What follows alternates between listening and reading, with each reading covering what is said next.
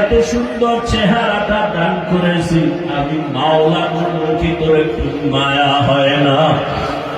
ও বান্দা, মা বাবা তোরে কাপড় দেয়, খানা দেয়, মা বাবার জন্য তোর এত মায়া।